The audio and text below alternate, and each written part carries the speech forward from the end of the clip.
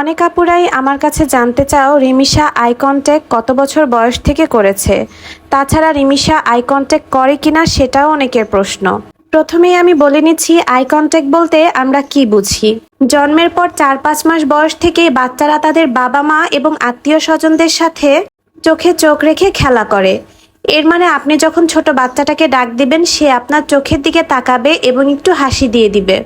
এই ছোট্ট রিয়াকশনটাকেই eye contact বলা হয়, যেটা কিনা রিমিশার ছোটবেলা থেকে একেবারেই ছিল না। অটিজম সম্পর্কে তেমন কিছু জানতাম না, তাই এই ব্যাপারটাও আমি তেমন একটা গুরুত্ব দেইনি। ভেবেছি অনেক বাচ্চারা অনেক রকম হয়ে থাকে, রিমিশা হয়তো বা আস্তে আস্তে ঠিক হবে। তবে আমি লক্ষ্য করে দেখতাম রিমিশা একমাত্র ওর বাবা, আমি আর আমার ছোট বোন ছাড়া আর কারো কোলেই যেতে চেত না। কেউ যদি হাত পেতে সামনে থাকতো ও ঘাড়টা ঘুরিয়ে আমার ঘাড়ের সাথে আস্তে করে মাথাটা নুইয়ে শুয়ে থাকতো। আর অপরিচিত কাউকে যদি ঘরে আসতে দেখতো ও প্রচুর কান্নাকাটি করতো। এইসব ছোট ছোট জিনিসগুলো বাচ্চাদের ক্ষেত্রে কখনো কখনো স্বাভাবিক, আবার কখনো অস্বাভাবিক। আজকে আপনাদের এই ভিডিওটার মাধ্যমে দেখাবো রিমিশা কিভাবে কিভাবে আই কন্ট্যাক্ট করে। আর আমি আপনাদেরকে এখানে দেখাচ্ছিলাম আমি গ্রাম থেকে আসার পর আমার চেহারার অবস্থা কি পরিমাণ বাজে হয়েছে। গলা আর মুখের সাথে কোনো মিলই খুঁজে পাবেন না, মুখটা একেবারেই সানবার্ন হয়ে লাল হয়ে গেছে। আর আপনারা অনেকেই আমার এই লিপ পেইন্ট জেলটার নাম জানতে চেয়েছেন, তো এটার নামটা আমি মুখে বলছি না, আপনাদেরকে দেখিয়ে দিলাম। আপনারা নিউ মার্কেট গেলে অ্যাভেলেবেল পেয়ে যাবেন। আমি আমার রিমিশার জন্য প্রতিদিন সকালে 2 ঘন্টা করে টাইম রাখি, আর এই 2 ঘন্টার মধ্যেই আমি রিমিশার সকল ধরনের যে অ্যাক্টিভিটিসগুলো আছে সেগুলো করি। আর আজকের অ্যাক্টিভিটিসটা আমি করছিলাম সিয়ামের এই মানি ব্যাংকটার মধ্যে ওকে কয়েন ফালানো শেখাচ্ছিলাম। আর এই অ্যাক্টিভিটিসগুলো কিন্তু ও অটিজম স্কুলে পড়াকালীনও করেছে। আর এই যে দেখেন রিমিশা কিন্তু অনেক বেশি আনন্দ পাচ্ছে এই কাজটা করতে। আমি রিমিশা আর সিয়ামের এই আনন্দ করার অল্প কিছু ক্লিপ টিকটকে ছেড়েছিলাম। ভাইরে ভাই, মানুষের কমেন্ট দেখে আমি রীতিমতোই অবাক হয়েছি। আমার রিমিশার কিরকম ইমপ্রুভমেন্ট হচ্ছে আমি সেগুলো আপনাদের সাথে শেয়ার করার চেষ্টা করেছি।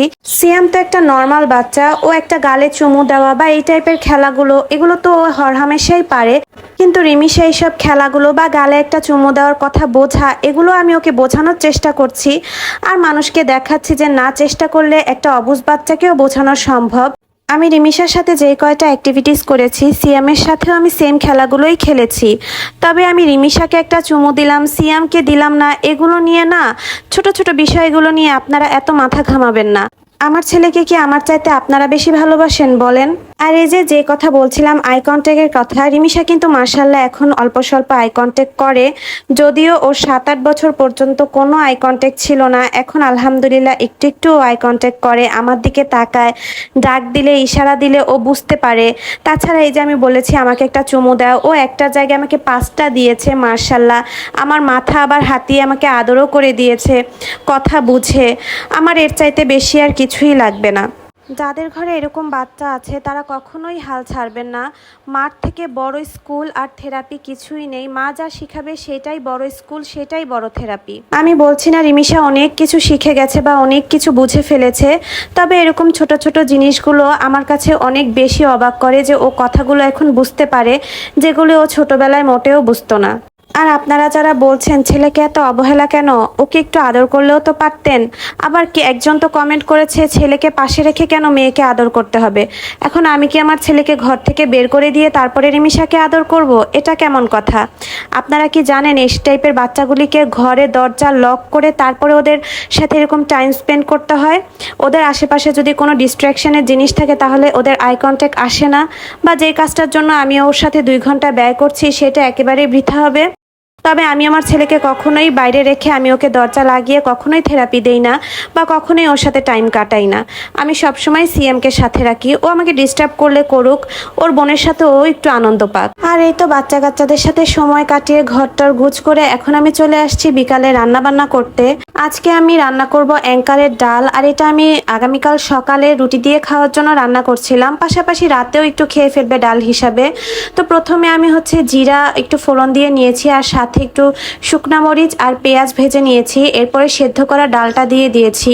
গরমে রান্নাবান্না করতে একটুও ভালো লাগে না, যদিও আমার রান্নাঘরে অ্যাডজাস্ট ফ্যান আছে। আর আমার কিন্তু গ্যাসের চুলা না, আমি ইন্ডাকশনে রান্না করি। আর ইন্ডাকশনে রান্না করলে কিন্তু তাপ একেবারেই ওঠে না, শুধু পাতিলের তলাটাই গরম হয়। আর গ্যাসের চুলায় তো প্রচুর তাপ। আপনারা যারা রান্না করছেন গ্যাসের চুলায় অনেক কষ্ট হচ্ছে নিশ্চয়ই, কারণ আমি ইন্ডাকশনে রান্না করেই ঘামিয়ে যাই। আর আপনাদের অবস্থা তো আরও বেশি খারাপ। আর এই যে সাথে আমি ডালের একটু হলুদ লবণ তারপরে হচ্ছে ধনিয়া গুঁড়া দিয়ে এখন আমি একটু এটার মধ্যে শাক দিয়ে নিয়েছি। আর এই শাকটা হচ্ছে কলমি শাক। আমার কাছে ইচ্ছা করছিল এরকম শাক দিয়ে ডাল দিয়ে তারপরে রান্না করব। রান্না করছিলাম আর ভাবছিলাম না জানি কেমন হয় খেতে, তবে মাশাল্লাহ বেশ ভালোই হয়েছিল, রুটি দিয়ে খাওয়া যায়।